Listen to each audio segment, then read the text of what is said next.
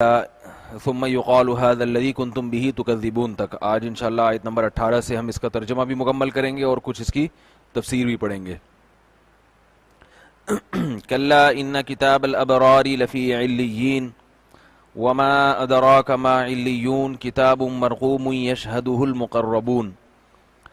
کلا ہرگز نہیں، ان کتاب الابرار لفی علیین، بے شک ابرار کی، یعنی ابرار کہتے ہیں بر کی جمع ہے، بر.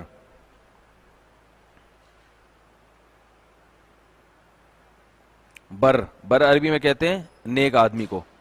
قرآن مجید میں آتا ہے نا وَبَرًّا بِوَالِدَتِي. حضرت عیسیٰ علیہ السلام نے فرمایا کہ اللہ نے مجھے بنایا ہے برًّا بِوَالِدَتِي، اپنی والدہ کے لیے بر بنایا، نیک فرما بردار بنایا. تو اس کی جماعتی ابرار. کلا ان کتاب الابرار لفی علیین، بے شک ابرار لوگوں کی اعمال نامہ وہ علیین میں ہوگا. علیین اللہ کے علم میں ایک خاص مقام ہے جہاں نیک لوگوں کے اعمال نامے محفوظ ہوتے ہیں. وما ادراک ما علیون، آپ کو کیا خبر کہ علیون کیا ہے؟ کتاب مرقوم، جیسے پہلے تھا نا کہ سجین میں ہے نافرمانوں کا اعمال نامہ. کتاب مرقوم ایک لکھی ہوئی تحریریں ہیں، رقم کی ہوئی تحریریں ہیں. یشہدہ المقربون، یشہدو یضربو کی طرح ہے.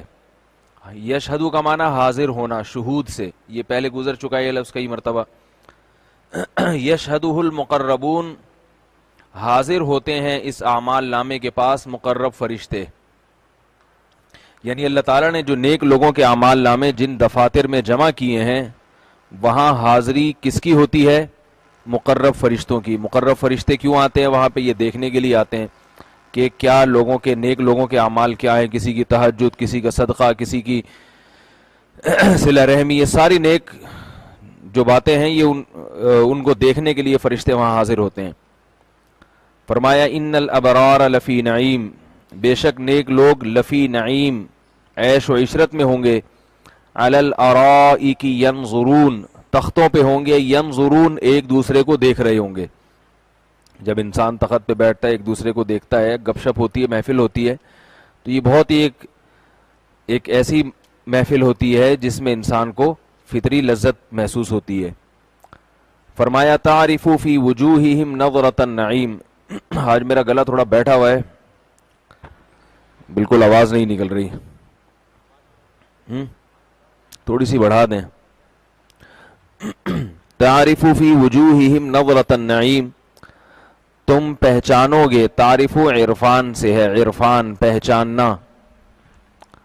تعریفو تم پہچانو گے. فی وجوہہم، تھوڑی کم کریں آواز بھائی. فی وجوہہم، ان کے چہروں میں. وجہ کا لفظ، وجہ کی جمع کیا آتی ہے؟ وجوہ.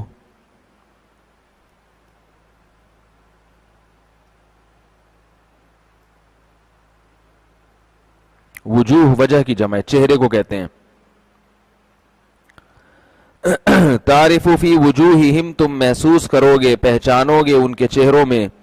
نظرۃ النعیم، نعیم کی نظرت کو. نعیم کہتے ہیں عیش و عشرت، نظرہ کہتے ہیں تر و تازگی.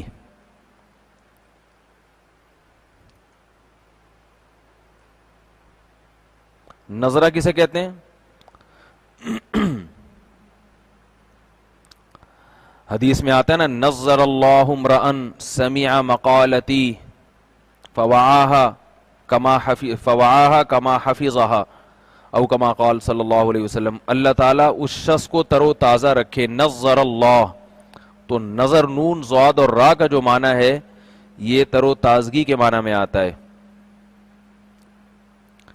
اللہ فرما رہے ہیں تم محسوس کرو گے ان کے چہروں میں عیش و عشرت کی تر و تازگی. اس کو بند ہی کر دیں آپ، یہ موبائل کو بند کر دیں، اس کی وجہ سے ہو رہا ہے.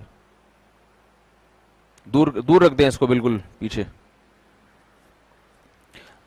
یسقون من رحیق مختوم،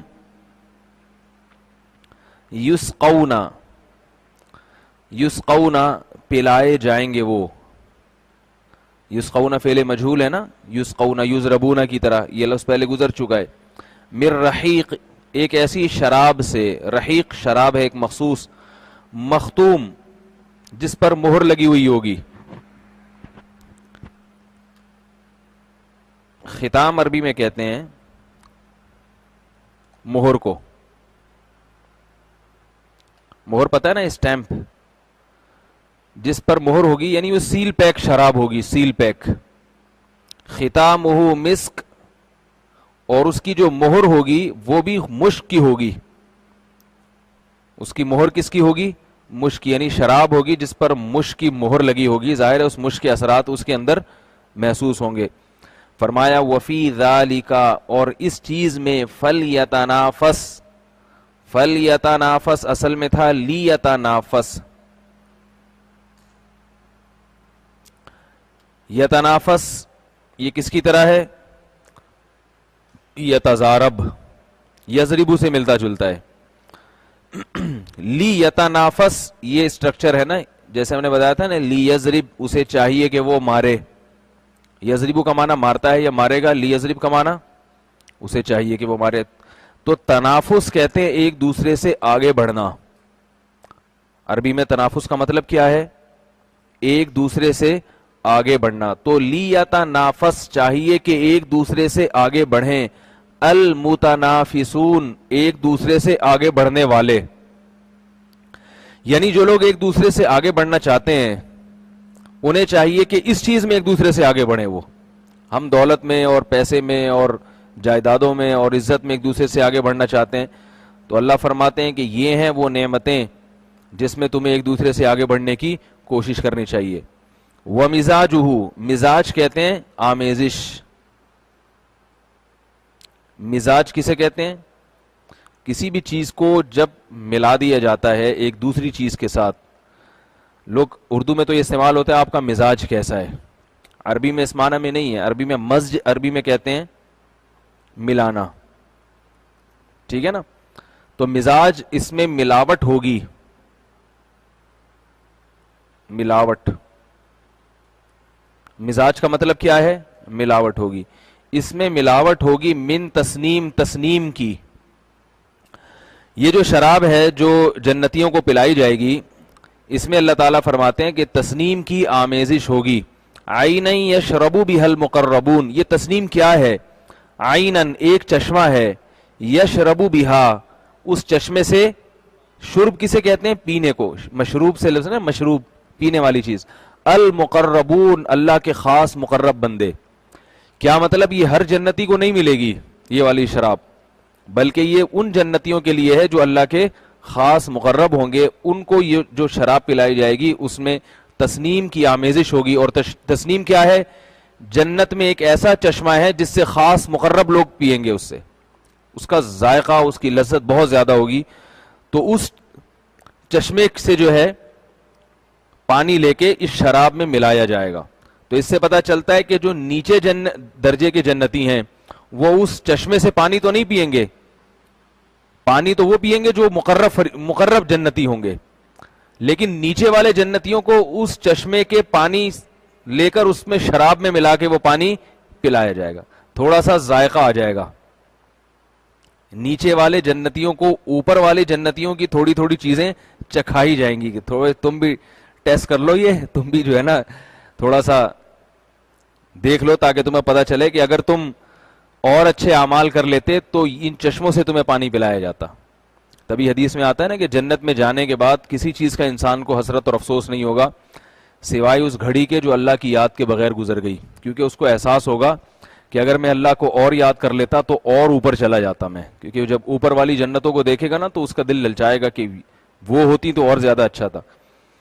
آگے اللہ تعالیٰ فرماتے ہیں کہ ان الذین اجرموا بے شک وہ لوگ جنہوں نے جرم کیا، اجرموا گناہگار تھے، کانوا من الذین آمنوا تھے وہ من الذین آمنوا یضحکون کرتے تھے جو ایمان لائے. یضحک ضحک عربی میں کہتے ہیں ہنسنے کو.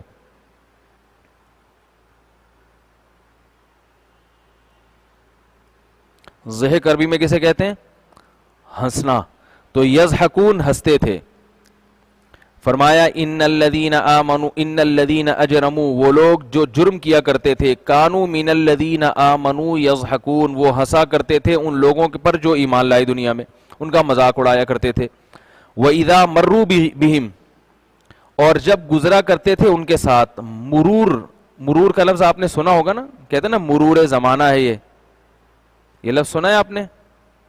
مرور کہتے ہیں مرور زمانہ، یعنی زمانہ گزر کے یہ چیز ہمارے سامنے آئی ہے. تو یہ لفظ استعمال ہوتا ہے آج کل، کیونکہ پرانی اردو ہے تو شاید آج کل لوگوں کو نہ آتی ہو. تو مرور یا اس کا معنی ہوتا ہے گزرنا. مررا ضربہ کی طرح ہے، مررا کا معنی گزرا ضربہ کی طرح، اور مرو ضربو کی طرح، گزرے وہ سب مرو. تو اللہ تعالیٰ فرماتے ہیں کہ وَإِذَا مَرُّوا بِهِمْ، اور یہ جب گزرا کرتے تھے بِهِمْ ایمان والوں کے پاس سے، يَتَغَامَزُونَ آنکھوں سے اشارے کرتے تھے ایک دوسرے کو.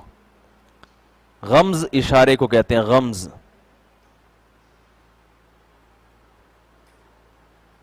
غمز آنکھوں سے اشارہ، یعنی مذاق میں آنکھوں سے اشارہ، ایسے اشارہ کرنا جیسے اس کی داڑھی دیکھو، کہتے ہیں نا اس کے پردہ دیکھو. عورت گزر رہی ہے تو اس کو کہہ رہے ہیں اس کے پردہ دیکھو، کیسی وہ نیک بنی پھر رہی ہے بھائی، پتہ نہیں اپنے آپ کو کیا سمجھتی ہے. اس طرح کے آنکھوں سے اشارے ہوتے ہیں نا، ہنستے ہیں لوگ دینداروں کو دیکھ کے بھی، اور دیندار مردوں کو دیکھ کے بھی، دیندار عورتوں کو دیکھ کے بھی. تو اللہ فرماتے ہیں کہ یہ کافر لوگ جب ان مومنین کے پاس سے گزرا کرتے تھے تو آنکھوں سے اشارے کرتے تھے، یعنی ان کا مذاق اڑانے کے لیے. وَإِذَا انْقَلَبُوا، اور جب انقلاب یعنی لوٹتے تھے، انقلاب کا معنی پچھلے 10 میں تفصیل سے بتایا، جب لوٹتے تھے اِلَىٰ أَهْلِهِمْ اپنے گھر والوں کی طرف، انقلبوا تو لوٹا کرتے تھے فقیہین اتراتے ہوئے. فقیہین بڑا دلچسپ لفظ ہے.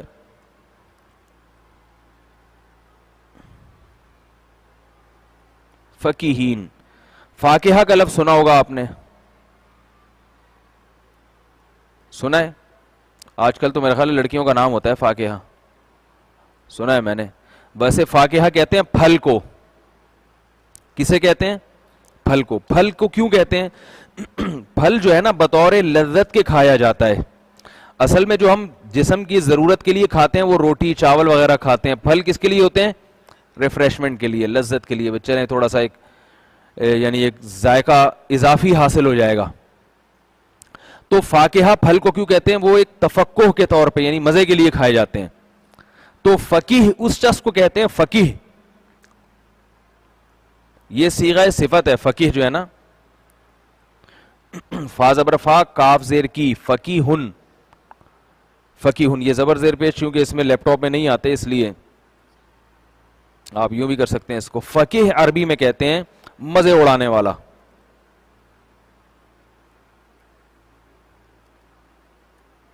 مزے اڑانے والا، یہ اڑے کہاں گیا؟ مزے اڑانے والا فقیہ. اور اس کی جمع کیا آتی ہے فقیہ کی؟ فقیہین.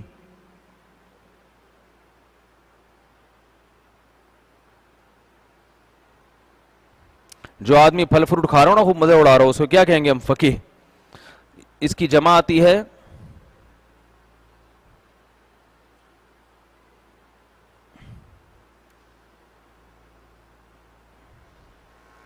فقیہین. ٹھیک ہے نا، مزے اڑانے والے. تو یہاں مراد کیا؟ اترانے والے. کہ جب یہ کافر اپنے اہل و عیال کی طرف لوٹتے تھے، یعنی کسی مسلمان کی محفل میں بیٹھتے اور اس کی باتیں سنتے تو اس کا مذاق اڑاتے، اور جب گھر کی طرف لوٹتے تو بڑے مزے سے اتراتے ہوئے لوٹتے.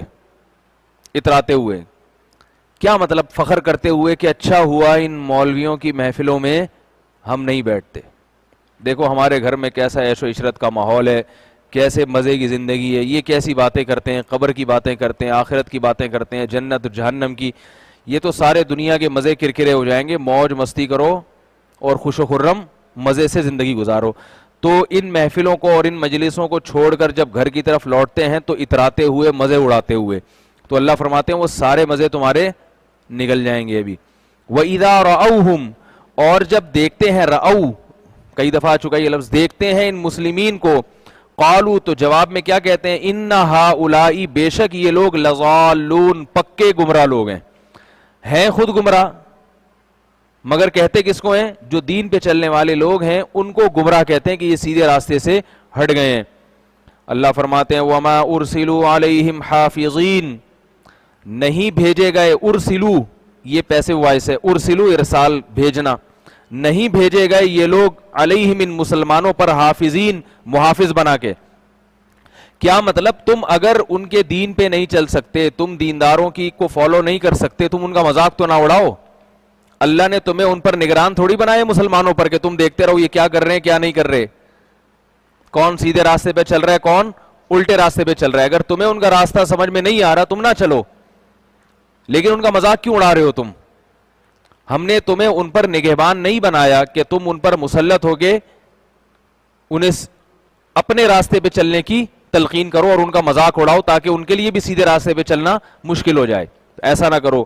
آگے اللہ فرماتے ہیں فَالْيَوْمَ الَّذِينَ آمَنُوا، پس آج کا دن، الیوم کسے کہتے ہیں، آج کے دن کو، الَّذِينَ آمَنُوا وہ لوگ جو ایمان لائے، مِنَ الْكُفَّارِ يَضْحَكُونَ وہ آج کفار سے پہ ہنس رہے ہوں گے کہ یہ دیکھو ان میں اتنی عقل نہیں تھی کہ اللہ کا کھاتے تھے، اللہ کی زمین پہ رہتے تھے، اللہ کی نعمتیں اٹھاتے تھے، فائدہ اٹھاتے تھے ان نعمتوں سے اور زندگی اپنی منمانی گزارتے تھے، ان میں اتنی بھی عقل نہیں تھی۔ تو آج مسلمان ہنس رہا ہوگا کس پر، کافروں پر۔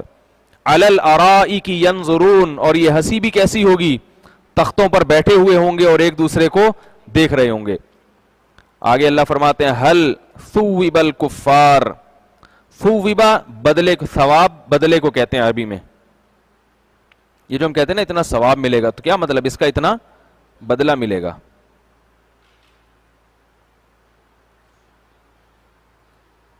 ثواب کسے کہتے ہیں، بدلہ۔ ثوبا بدلہ دیا جانا، پیسو وائس ہے۔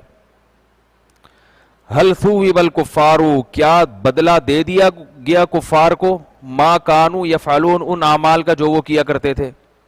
یعنی اللہ فرماتے ہیں آج مسلمان تختوں پہ بیٹھ کے ان غیر مسلموں کا جنت میں مذاق اڑا رہے ہوں گے، تو اللہ فرماتے ہیں بتاؤ کافروں کو ان کی بدعمالیوں کا پورا بدلہ مل گیا کہ نہیں مل گیا؟ یعنی یقیناً مل گیا، تو پورا پورا بدلہ مل گیا کہ جہنم کی آگ بھی ہے اور اللہ کے فرما بردار لوگ ان پر ہنس بھی رہے ہیں کہ دیکھو کیسے احمق اور بیوقوف تھے کہ جنہوں نے اللہ کی نعمتیں استعمال کر کے اللہ کی زمین پہ اپنی منمانی، ساری چیزیں اللہ کی ہیں مگر طرز حیات اپنا ہے، وہ اللہ کا بتایا ہوا طریقہ نہیں ہے۔ یہ تو اس سورت کا ترجمہ تھا، اس کی تھوڑی سی تفسیر بتا دیتا ہوں میں۔ وَيْلٌ لِّلْمُطَفِّفِينَ تباہی بربادی ہے ان لوگوں کے لیے جو ناپ تول میں کمی کرتے ہیں، الَّذِينَ إِذَا اكْتَالُوا عَلَى النَّاسِ يَسْتَوْفُونَ جب اپنا حق لیتے ہیں تو پورا پورا وصول کر کے لیتے ہیں، اور جب دوسروں کو حق دینے کی باری آتی ہے تو اس میں گڑبڑ کرتے ہیں۔ فرمایا یہ کیا ان لوگوں کو علم نہیں ہے کہ قیامت کے دن ان کو اٹھایا جائے گا۔ اس صورت سے پتہ چلتا ہے کہ انسان معاملات میں صاف اسی وقت ہو سکتا ہے جب اسے آخرت کا یقین ہو۔ کچھ دن پہلے ایک معیشت کے ماہرین میں سے کوئی بہت ماہر آئے ہوئے تھے، جامعۃ الرشید میں ان کو دعوت دی۔ انہوں نے بتایا کہ یورپ اور امریکہ میں ایک گاڑیوں کی کمپنی کا دیوالیہ ہو گیا، بہت بڑی کمپنی تھی۔ تو جب اس کا دیوالیہ ہوا ہے تو وہ پریشان ہو گئے کہ کمپنی بالکل ٹھپ ہو گئی۔ تو اچانک ایسا کیوں ہوا؟ تو پتہ یہ چلا کہ بھئی جو آڈٹ کرنے کے لیے جو آفیسر آتے ہیں نا حکومت کی طرف سے، وہ دھاندلی کر رہے تھے، یعنی وہ نفع اتنا شو نہیں کر رہے تھے جتنا ہو رہا ہے کمپنی کو، ان کے کچھ ذاتی مفاد تھے اس میں۔ تو انہوں نے اتنی جھوٹ اور خیانت سے کام لیا، امریکہ کی کمپنی کے آفیسرز تھے وہ جو اکاؤنٹنگ کے ماہر ہوتے ہیں، تو انہوں نے غلط جو کانفیگریشن تھی یا جو بھی ان کا حساب و کتاب تھا وہ اتنی غلط پیش کی ہے کہ نتیجہ کیا نکلا کہ کمپنی کو پتہ ہی نہیں کہ وہ کتنا خسارے میں جا رہی ہے، اور جب واقعتاً بہت زیادہ خسارہ ہوا ہے تو پھر احساس ہوا۔ تو اس وقت ان کے ماہرین بیٹھے، انہوں نے کہا کہ بھائی ہم حساب و کتاب کے نظام کی نگرانی کا سسٹم کتنا ہی مضبوط بنا لیں، لیکن جب تک آخرت کا اور مذہب کا تصور لوگوں کے دماغوں میں نہیں ہوگا ہم لوگوں کو ایماندار اور دیانتدار نہیں بنا سکتے۔ یعنی وہاں کا نظام کتنا سخت ہے، کتنا مضبوط ہے، نگرانی کتنی سخت ہوتی ہے، مگر ظاہر ہے نگرانی کس کے ذریعے ہو رہی ہے؟ افراد ہی کے ذریعے ہو رہی ہے۔ وہ افراد اگر صحیح نہیں ہوں گے، اب آپ قرآن مجید کا انداز دیکھیں، قرآن مجید میں حساب و کتاب سے متعلق بڑی آیت ہے، وہ سورہ بقرہ کی آیت ہے، یا ایھا الذین آمنوا اذا تداینتم بدین الی اجل مسمى فاکتبوہ، اے ایمان والو جب تمہارا کسی سے لین دین ہو تو اس کو لکھ لیا کرو۔ اب اس میں اللہ نے اتنا ڈرایا ہے لکھنے والے کو بھی، گواہ بننے والے کو بھی، جو اس لین دین پر گواہ بن رہا ہے اس کو بھی، اور جو لکھ رہا ہے اس کو بھی۔ وَلَا يَأْبَ كَاتِبٌ أَن يَكْتُبَ كَمَا عَلَّمَهُ اللَّهُ فَلْيَكْتُبْ وَلْيُمْلِلِ الَّذِي عَلَيْهِ الْحَقُّ وَلْيَتَّقِ اللَّهَ رَبَّهُ وَلَا يَبْخَسْ مِنْهُ شَيْئًا۔ اللہ فرماتے ہیں لکھوانے والے کو بھی چاہیے کہ اللہ سے ڈرے، اور جو حقیقی واقعہ وہی لکھے کہ کتنی کس نے لین دین کرنی ہے، کتنی پیمنٹ کرنی ہے، کب لینی ہے، سب اس کے مطابق لکھے۔ وَلْيَتَّقِ اللَّهَ رَبَّهُ، اور اپنے رب سے ڈرے۔ تو جو اس آیت پر عمل کرے گا، جس کے دل میں اپنے رب کا ڈر ہوگا، اسے پتا ہے کہ اللہ تعالیٰ نے دھمکی دی ہے کہ اگر صحیح طرح سے تم نے نہیں لکھا تو میں قیامت میں تم سے سوال کروں گا، تو وہ تو لکھے گا۔ ورنہ آپ 100 نگران کسی پر متعین کر دیں، نگرانی کرنے والا اگر فراڈ، پولیس ہی اگر ڈاکو بن جائے، پولیس ہی اگر ڈاکوؤں کو ساتھ دینا شروع کر دے، تو اس معاشرے میں امن کہاں سے آ سکتا ہے؟ تو ان کا تو سسٹم اتنا مضبوط ہے کہ اتنی دھاندلیاں ہوتی نہیں ہیں۔ اگر وہ تھوڑی سی گرفت ان ملکوں میں ڈھیلی ہو جائے تو پھر وہ دھاندلی میں بھی بین الاقوامی ریکارڈ قائم کریں گے، وہ ہماری طرح پھر چھوٹے موٹے دھاندلیاں نہیں کریں گے۔ وہ وہاں کا نظام بہت زیادہ مضبوط ہے۔ آپ کہہ سکتے ہیں اب تو کمپیوٹرائز نظام ہے، اس میں تو کوئی دھاندلی ہو نہیں سکتی، ہو سکتی ہے۔ آپ کمپیوٹر میں ڈیٹا تو آپ نے خود ڈالنا ہے نا، کمپیوٹر خود تھوڑی سمجھتا ہے کہ آپ کو دیکھ کے فیصلہ کرے کہ آپ کی تنخواہ کتنی ہے اور آپ کتنا کماتے ہیں، کتنا آپ پر قرضہ ہے، وہ تو آپ نے ڈالنا ہوتا ہے، اس کے اندر سب کچھ ہو سکتا ہے۔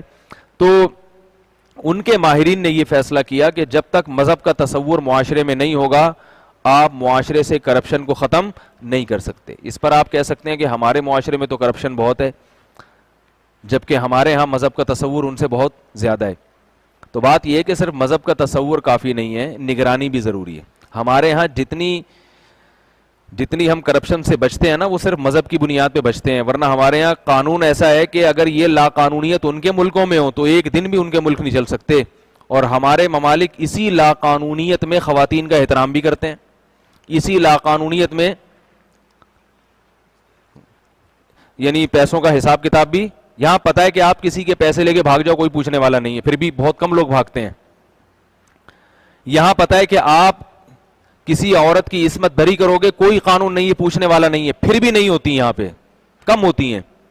اور ان ممالک میں قانون اتنا مضبوط ہے کہ کسی عورت کی عزت پہ ہاتھ ڈالنا آسان کام نہیں ہے۔ تو مذہب جو ہے نا، مذہب کے تصور کے بغیر معاشرے کو کبھی بھی صالح نہیں کیا جا سکتا، اور معاشرے سے خیر کے جذبے کبھی بھی نہیں پھوٹ سکتے۔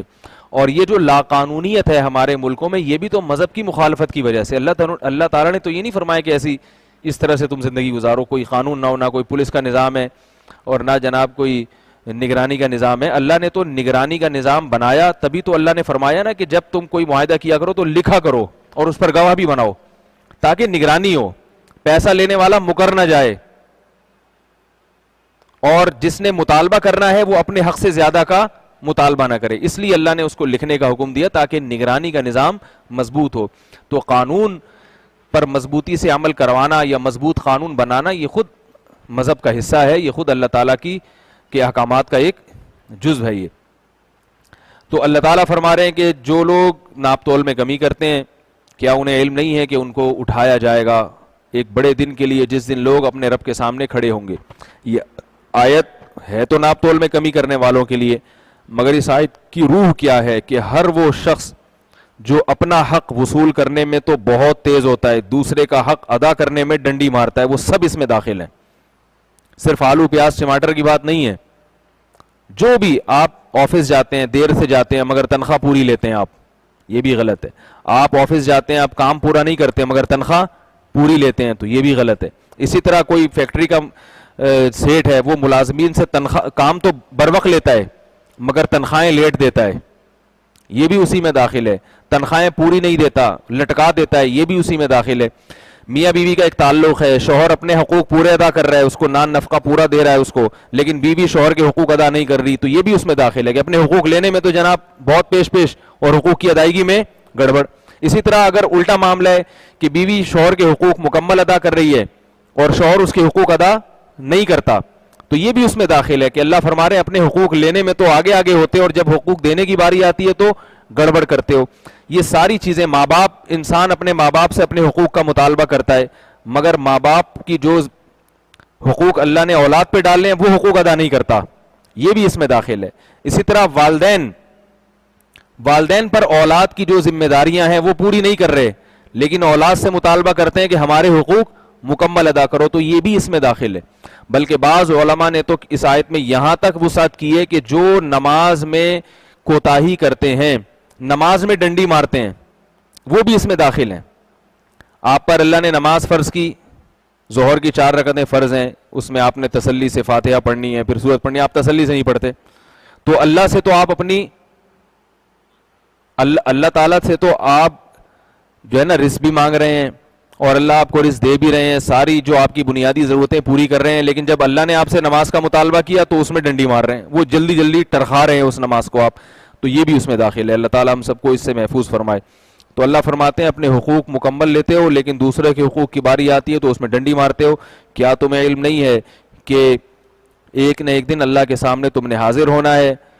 یہ بہت بڑا دن ہوگا جس دن لوگ رب کے سامنے حاضر ہوں گے. فرمایا کہ برے لوگوں کا جو اعمال نامہ ہے وہ سجین میں ہے. تمہیں کیا معلوم کہ سجین کیا ہے؟ ایک دفتر ہے لکھا ہوا، اور تباہی ہے اس دن ان لوگوں کے لیے جو اس دن کا انکار کرتے ہیں. یہ وہ لوگ ہیں جو یہ روز جزا کا انکار کرتے ہیں، اور اس کا انکار سوائے حد سے تجاوز کرنے والے اور سخت گناہگار کے کوئی بھی نہیں کرتا. اذا تتلی علیہ آیاتنا قال اساطیر الاولین، جب ان کے سامنے ہماری آیات تلاوت ہوتی ہیں تو یہ کیا کہتے ہیں؟ پرانے لوگوں کے افسانے ہیں، پرانے لوگوں کی باتیں. آج بھی ایسا ہی ہے، آپ کسی کو نصیحت کریں تو لوگ یہ کہتے ہیں بھائی ان کا تو کام ہی نصیحتیں کرنا ہے، تو شروع سے ہی چلا آ رہا ہے کہ مولوی لوگ کیا کرتے ہیں؟ یہی کہتے ہیں نماز پڑھو زکوٰۃ دو، اور ان لوگوں کا کام کیا ہے؟ پرانی باتیں. جدید دور ابھی سائنس اور ٹیکنالوجی کا دور ہے، نماز روزے کا دور نہیں ہے. یہی کہتے ہیں نا بھائی یہ تعلیم کا دور ہے، چاند پہ جانے کی باتیں ہو رہی ہو، یہ اور داڑھی پجامے میں لگے رہتے ہیں، داڑھی رکھو پجامہ اوپر کرو، بس اسی چکر میں مولوی لوگ پڑے رہتے ہیں. یہی کہتے ہیں نا لوگ. تو بھائی داڑھی کا چاند پہ جانے سے کیا تعلق ہے؟ آپ کو کون منع کر رہا ہے آپ چاند پہ نہ جائیں؟ داڑھی رکھ کے بھی تو چاند پہ جا سکتے ہیں نا آپ. وہ میں واقعہ سناتا ہوں نا اکثر. حضرت مفتی تقی عثمانی صاحب سفر کر رہے تھے جہاز میں، تو ایک کھانا جب آیا تو ایک صاحب الٹے ہاتھ سے کھانے لگے. تو حضرت مفتی تقی صاحب نے فرمایا بھائی سیدھے ہاتھ سے کھاؤ، مسلمان ہو. تو اس نے کہا یہ مولویوں نے نا الٹے سیدھے کے چکر میں لوگوں کو ڈالا ہوا ہے، جس کی وجہ سے مسلمان ترقی نہیں کر پاتا. اسی الٹے سیدھے کے چکر میں یہاں سے کھاؤ تو وہاں سے کھاؤ، تو اس چکر میں مسلمان ترقی نہیں کر پا رہا ہے. تو انہوں نے فرمایا کہ آپ نے الٹے ہاتھ سے کھا کے کتنی ترقی کر لی ہے؟ ترقی کا الٹے ہاتھ سے یا سیدھے ہاتھ سے کھانے سے کیا تعلق؟ بھائی ہاتھ بدلنا ہے، یہاں سے کھا لو. اسی ہاتھ سے آپ استنجا کر رہے ہیں. تہذیب بھی تو کوئی چیز ہوتی ہے کہ نہیں ہوتی؟ اگر آپ ترقی کر کے چاند پہ پہنچ گئے مگر وہاں سے دم لگوا کے لے آئے آپ ہیں بھائی، بندر کی طرح ایک آپ کے دم نکل آئی، تو لوگ کیا کہیں گے؟ آپ کی عزت کریں گے؟ لوگ کہیں گے بھائی یہ تہذیب سے انسان کو اللہ نے مہذب بنایا، تبھی جانوروں کی دم ہوتی ہے، انسان کی نہیں ہوتی. انسان کے سر پہ سینگ نہیں ہوتے، جانوروں کے سر پہ سینگ ہوتے ہیں. انسان کی سب سے پہلی پہچان ترقی سے نہیں ہے بلکہ تہذیب سے ہے. تو اسلام تہذیب کو زیادہ فوکس کرتا ہے، ترقی دوسرے نمبر پہ ہے. ترقی دوسرے نمبر پہ. تو تہذیب نہیں ہے نا آپ کو باپ کا بتانا، ماں کا بتانا، بہن کے رشتوں کا بتانا، بیوی کے رشتوں کا بتانا، اولاد کے رشتوں کا بتانا، بڑوں سے تمیز ہے بات کرنے کی، نہ چھوٹوں پہ شفقت ہے. تو دیکھ لیں آج لوگوں کو جو بڑے پڑھے لکھے ہوتے ہیں اور تعلیم بہت حاصل کر لی، پیسہ بہت کما لیا، مگر ذرا سی کسی سے جھگڑا ہو جائے تو گالیاں کیسے دیتے ہیں اور کیسے چیختے ہیں. تو یہ کیا ہے؟ یہ اس سے زیادہ تو بہتر وہ جاہل گنوار دیہاتی نہیں ہے جسے بڑوں سے بات کرنے کی تمیز ہے اور چھوٹوں پر شفقت کی، اس کو پتہ ہے کہ بھئی چھوٹوں سے ایسے بات کی جاتی ہے، بڑوں سے ایسے بات کی جاتی ہے. تو یہ ترقی ایک الگ چیز ہے، اس میں شریعت ترقی میں رکاوٹ نہیں ڈالتی. تو الٹے ہاتھ سے کھانے یا سیدھے ہاتھ کی پردہ ترقی میں رکاوٹ نہیں ڈالتا. بہت سے لوگ، بہت سی خواتین یہ سمجھتی ہیں پردہ کر لیا تو ہم پڑھ ہی نہیں سکتے. بھائی پڑھنے کا تعلق دماغ اور آنکھوں سے ہے، اس کا آپ کے جسم چھپانے یا نہ چھپانے سے کوئی تعلق تھوڑی ہے. تو کہ یہ لوگ جب ان کو نصیحت کی جاتی ہے تو کیا کہتے ہیں؟ پرانے لوگوں کے افسانے. پرانی کتابیں ہیں اس میں اسی قسم کی باتیں ہوتی تھیں. آج جدید سائنسدانوں کی، جاپان کی سائنسدانوں کی کتابیں پڑھا کرو، پرانے مولویوں کی کتابیں نہ پڑھا کرو. وما ادراک کلا ان کتاب الفجار لفی کہاں چلا گیا؟ کلا بل ران علی قلوبہم ما کانوا یکسبون، فرمایا نہیں بلکہ ان کے دلوں پر زنگ چڑھ گیا ہے ان بدعمالیوں کی وجہ سے جو یہ کرتے ہیں. اتنی بدعمالیاں کی ہیں کہ اب ان کو نصیحت کی بات سمجھ میں نہیں آتی.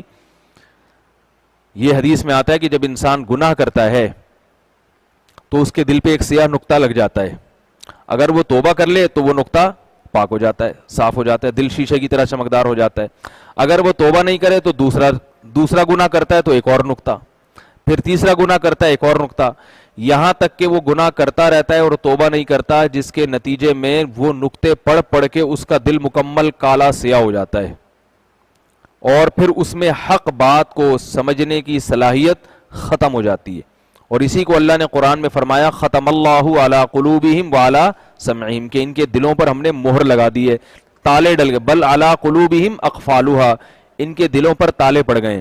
تو ایک حد تک انسان میں نصیحت کو سمجھنے اور قبول کرنے کی صلاحیت ہوتی ہے، جب وہ حدود سے نکل جاتا ہے پھر اس کے لیے ہدایت کے دروازے بند ہو جاتے ہیں. پھر ایسے لوگوں سے زیادہ امید بھی نہیں لگا کے رکھنی چاہیے.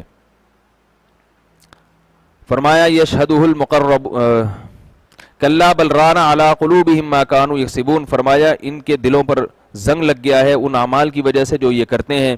کلا انہم عن ربہم یومئذ لمحجوبون، یہ اپنے رب سے اس دن پردے میں ہوں گے. امام شافعی رحمۃ اللہ علیہ فرماتے ہیں نافرمان کو جو سب سے بڑا عذاب ہوگا وہ یہ عذاب ہوگا کہ جس دن اللہ کی زیارت ہو رہی ہوگی اس دن نافرمان کو اللہ کی زیارت سے محروم کر دیا جائے گا. فرمایا ثم انہم لصال الجحیم، پھر یہ جہنم کی آگ میں داخل ہوں گے. ثم یقال ھذا الذی کنتم بہ تکذبون، کہا جائے گا یہ ہے وہ جہنم جس کا تم انکار کیا کرتے تھے. کلا ان کتاب الابرار لفی علیین، نیک لوگوں کا اعمال نامہ علیین میں ہوگا. آپ کو کیا خبر کہ علیین کیا ہے؟ ایک لکھی ہوئی کتاب ہے جس پر مقرب فرشتے حاضری دیتے ہیں. بے شک ابرار لوگ لفی نعیم، بہترین نعمتوں میں ہوں گے.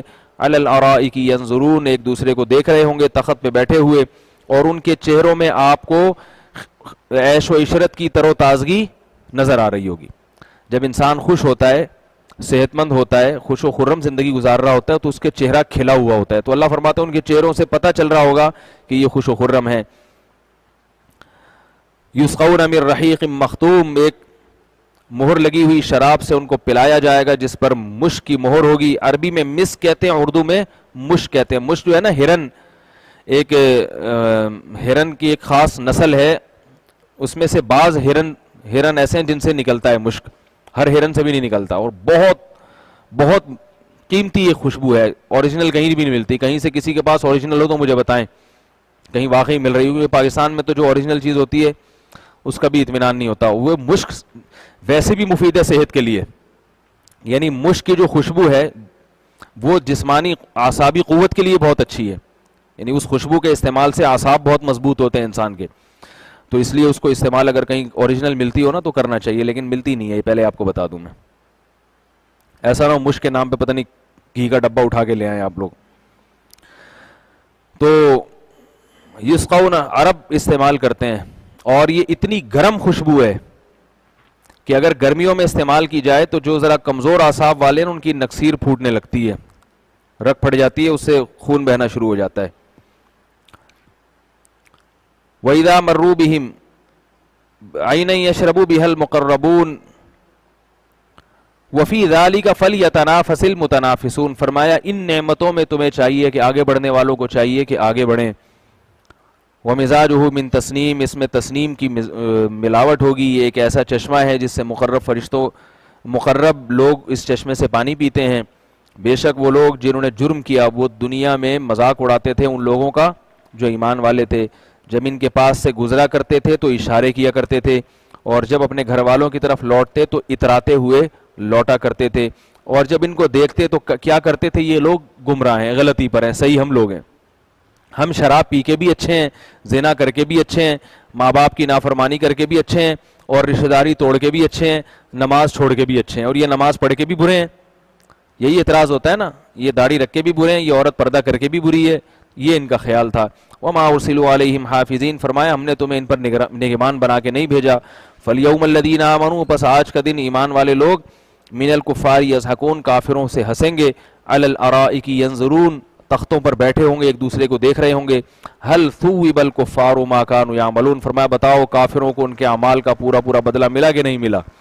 تو اللہ تعالی ہمیں موت تک اہل ایمان کی فہرست میں شامل فرمائے اور معاملات کو صاف رکھنے کی توفیق عطا فرمائے. اس آیت سے یہ پتہ چلتا ہے کہ صحیح آدمی مالی معاملات میں بالکل کلیئر ہوتا ہے. یہ حقیقت ہے، آج بہت سے نمازی نماز پڑھتے ہیں مگر لین دین میں صاف نہیں ہوتے، پیسہ نہیں دیتے کسی دوسرے کا. دیکھو قرآن نے کرائٹیریا جو بتایا ہے نا اچھے اور برے کا، وہ مالی لین دین میں کون کتنا صاف ہے یہ بتایا. اس کی بڑی دلیل قرآن مجید کی آیت ہے. اللہ نے بعض اہل کتاب کی قرآن میں برائی کی اور بعض کی تعریف کی. اہل کتاب سے یہود و نصارہ مراد ہیں. تو وہ تعریف کا عنوان کیا ہے اور برائی کا عنوان کیا؟ قرآن میں آتا ہے کہ وَإِنَّ مِنْهُمْ وَمِنْ أَهْلِ الْكِتَابِ مَنْ إِنْ تَأْمَنْهُ بِدِينَارٍ لَا يُؤَدِّهِ إِلَيْكَ إِلَّا مَا دُمْتَ عَلَيْهِ قَائِمًا. فرمایا اہل کتاب میں بعض لوگ ایسے ہیں کہ اگر تم ان کو 1 دینار بھی دے دو، 1 دینار، تو وہ تمہیں واپس نہیں کریں گے جب تک اس کے سر پہ تم 24 گھنٹے سوار نہیں رہو گے. یعنی 1 روپیہ کسی کو اگر دیا ہے وہ نکلوانے کے لیے وہ تمہیں عذاب میں ڈال دے گا، وہ نہیں دے گا. معاملات میں اتنا نالائق. اور فرمایا وہ اور ان میں بعض ایسے ہیں من ان تأمنہ بقنطار یؤدیہ الیک، بعض ایسے ان کو اگر سونے کا پہاڑ بھی دے دو تو یہ وقت پر آپ کو واپس کر دیں گے. تو اللہ اہل کتاب میں بعض کی اچھائی بیان کر رہے ہیں اور بعض کی برائی. تو اچھائی اور برائی کا کرائٹیریا اللہ کی نظر میں کیا ہے؟ کسی کو پیسے دے کے دیکھ لیں وقت پہ ادا کرتا ہے، اس کا مطلب شریف آدمی ہے. چاہے تھوڑے سے پیسے ہوں لیکن وہ آپ کو چاہے کتنے ہی زیادہ پیسے ہوں، 1 کروڑ روپے بھی اس کو دیں گے وہ وقت پہ ادا کر دے گا. لالچ نہیں آئے گی اس کے دل میں کہ میں 1 کروڑ کاروبار میں لگا دوں اور یہ کر لوں اور وہ کر لوں، بعد میں اس کو دے دوں گا میں. لالچ نہیں آئے گی. تو یہ کرائٹیریا ہے اچھے اور برے آدمی کا کہ اچھا آدمی معاملات میں صاف ہوتا ہے. نماز پڑھ لینا آسان ہے، معاملات کو صاف کرنا بہت مشکل ہے. روزہ رکھ لینا آسان ہے، معاملات میں صفائی بہت مشکل کام ہے کہ آپ دوسرے کے حق ادا کرنے والے بن جائیں. یہ سورہ مطففین کا یہی سبق ہے کہ اپنے معاملات کو صاف رکھو. اور اگر آپ برے آدمی ہیں تو 1 روپیہ بھی اگر آپ لیں گے نا کسی سے اس میں بھی ترسا دیں گے. اور یہ ہوتا ہے، آپ دیکھ لیں کہ کسی کو پیسہ دے کے دیکھ لیں، لیتے وقت تو وہ ایسی قسمیں اٹھائے گا کہ بھائی میں ایماندار آدمی ہوں، میں بر وقت آپ جب کہیں گے میں اس سے 1-2 دن پہلے لا کے دے دوں گا. لیتے ہوئے لوگوں کی حالت یہ ہوتی ہے، لیکن جب لے لیتے ہیں اس کے بعد آپ اس کے گھر چکر لگاتے رہیں نہیں دے گا وہ. اور اللہ فرماتے ہیں بعض ایسے ہوتے ہیں کہ سونے کا پہاڑ بھی اگر ان کو دے دو نا، کھربوں کی جائیداد، کھرب، وہ تمہیں پورے پورے لوٹائیں گے اور وقت پر لوٹائیں گے. تو یہ اللہ تعالیٰ نے ہمیں بتایا اور اس صورت کا یہی بنیادی سبق ہے. تو بھائی عبادات کے ساتھ ساتھ اپنے معاملات کو بھی صاف کرو، کلیئر کیا کرو، ایک دوسرے کے پیسے نہیں کھایا کرو. اللہ تعالیٰ سمجھنے کی، عمل کرنے کی توفیق عطا فرمائے.